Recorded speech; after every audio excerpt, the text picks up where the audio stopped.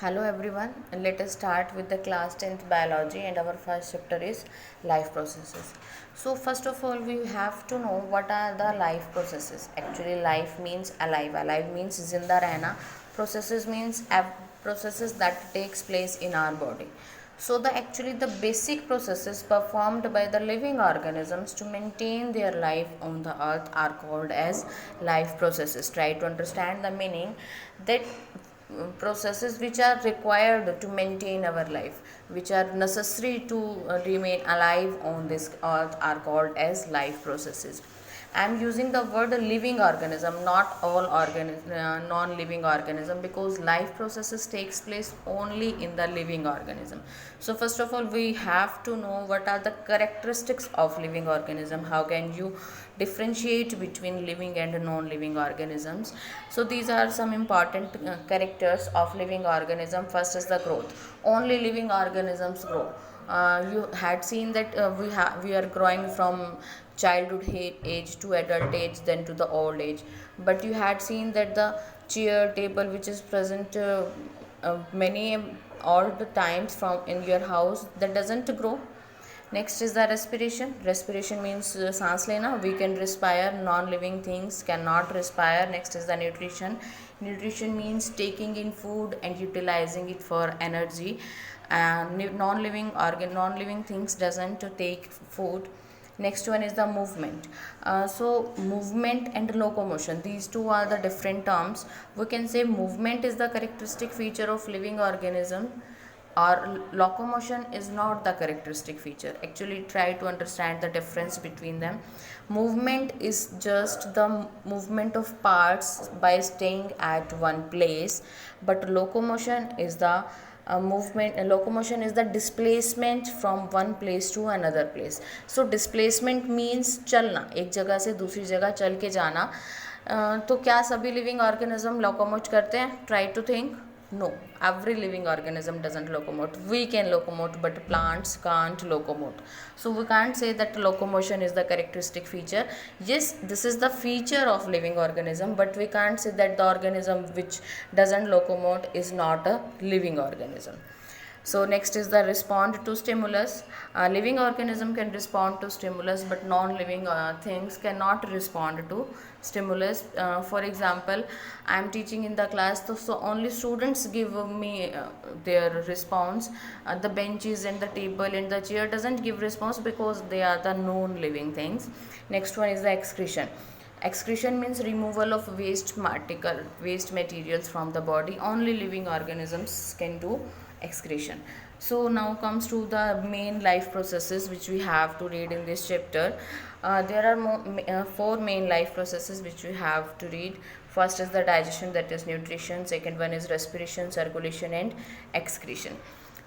So digestion and respiration I already told you. Circulation means, what do you mean by this term? Actually digestion is for the intake of food and utilizing it for energy. Respiration, by the process of respiration we can take energy from food. So in circulation is the process in which all the food particles, all the energy released by the body is transported in all the body parts. And last one is the excretion. Excretion means removal of waste material. So I want to ask just a simple question. Is reproduction a life process? Do you think it is a life process or not? As I told you that life processes are the processes which are required to maintain our life on this earth, which are very necessary for our life. But reproduction is not considered under a life processes, because one organism can be alive without reproduction. So try to understand the difference between these life processes and reproduction. Actually reproduction is a necessary process for living organism to survive, but it is not a life process, because a person without reproduction can also be survive. So let us start with the nutrition. Actually it is the process of taking in food and utilizing that food for energy. Means food को अंदर लेना, अपनी body के अंदर लेना, and after that उस food का use करना एनर्जी ऑब्टेन करने के लिए. उस प्रोसेस को हम बोलते हैं nutrition. And what are the nutrients? Nutrients are the substance that are required to keep a living organism alive and help in growth. Means those substance which helps in our growth. For example, carbohydrate, fats, proteins, vitamins, these are the nutrients which are required by our body and will help in our growth. So based on the mode of taking in food, nutrition is of two types: autotrophic nutrition and heterotrophic nutrition.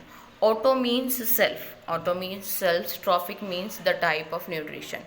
On the other hand, hetero means other, you can say dependent, trophic means the type of nutrition. So autotrophic type of nutrition is that nutrition in which organisms prepare their own food with the help of inorganic food present in the environment. And you knows that plants are the living organisms which are autotrophic in nature, means they can prepare their own food. So, and autotrophic nutrition means autotrophs are of other two types. They make their food by two types: photosynthesis and chemosynthesis. Photo means light. If they prepare their food with the help of light, that is known as photosynthesis. And if they prepare their food with the help of chemicals, these are known as chemosynthesis.